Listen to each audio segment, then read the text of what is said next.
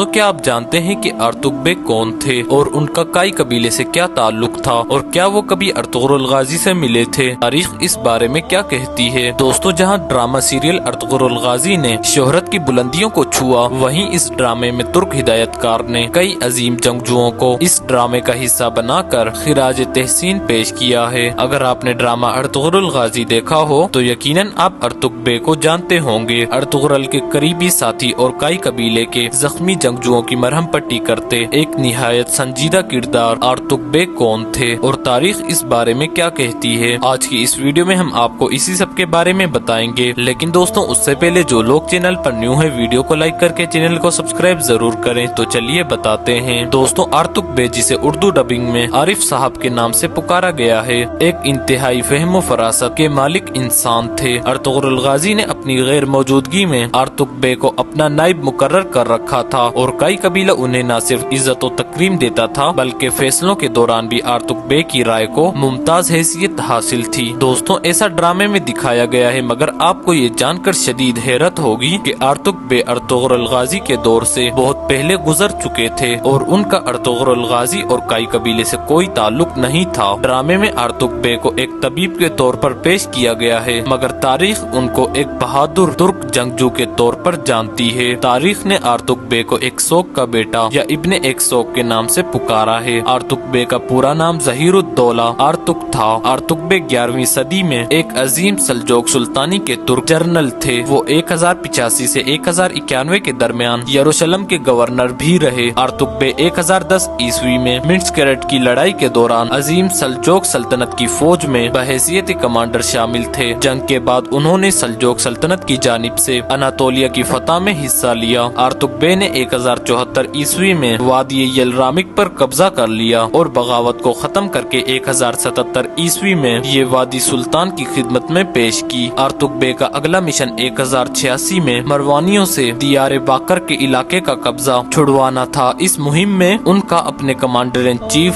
फखरुद्दौला इब्ने जुबैर से झगड़ा हुआ, जो मरवानियों के साथ सुलह करने के हक में था। एक अचानक हमले में अर्तुग बेग ने मरवानियों की फौज को शिकस्त दे दी। ताहम जब सुल्तान मालिक शाह को इस वाक़े के बारे में इल्म हुआ तो उन्होंने अर्तुग बेग को इस वाक़े पर मुल्जिम ठहराया। अर्तुग बेग ने इसी इल्जाम के बाइस शाम में 1084 ईस्वी को दौरान जंग ही मैदान छोड़कर मालिक शाह के छोटे भाई तोतोश अव्वल से हाथ मिला लिया और मालिक शाह अपने भाई को सख्त नापसंद करता था। 1086 ईस्वी में रूम के सल्जोकी सुल्तान सुलेमान इब्ने अल्तमास और तोतोस के दरमियान होने वाली जंग में इंतहाई बहादुरी से लड़े और तोतोस की फतह में मददगार साबित हुए। अर्तुग बेग ने अपनी जिंदगी में कई जंगों में हिस्सा लिया और बहुत सी फतूहात अपने नाम की। तोतोश ने 1091 ईस्वी में अर्तुग बेग को अल-कुदस यानी यरूशलेम का गवर्नर बना दिया और यूं वो अपनी मौत तक इस मुबारक सरजमीन के हाकिम रहे। अर्तुग बेग के बारे में मशहूर था कि गवर्नरी के दौरान उनका ज्यादातर वक्त मस्जिद अक्सा में गुजरता था। अर्तुग बेग को यरूशलेम में ही दफन किया गया और आज भी उनका मकबरा यरूशलेम में अब दवादारी दरवाजे के पास है, जिसे मौजूदा दौर में अल फैसल गेट के नाम से जाना जाता है। अर्तुगरुल गाजी ड्रामे में अर्तुग बेग का किरदार पेश करके तुर्की ने इस बात का सबूत दिया है कि वो न तो अपने असलाफ को भूले हैं और न ही उनके कारनामों को। दिरिलिश अर्तुगरुल में अर्तुग बेग का किरदार तुर्क अदाकार आइबर पेक्सर नामी अदाकार ने अदा किया है। आइबर पेक्सन 22 मई 1970 को तुर्की के शहर मिर्सन में पैदा हुए। उन्होंने अपना बचपन और जवानी अडाना और मिर्सन में गुजारी। अडाना के हाई स्कूल में अपनी इब्तिदाई और सानवी तालीम मुकम्मल करने के बाद मिर्सन यूनिवर्सिटी के फैकल्टी ऑफ फाइन आर्ट्स के परफॉर्मिंग आर्ट्स डिपार्टमेंट से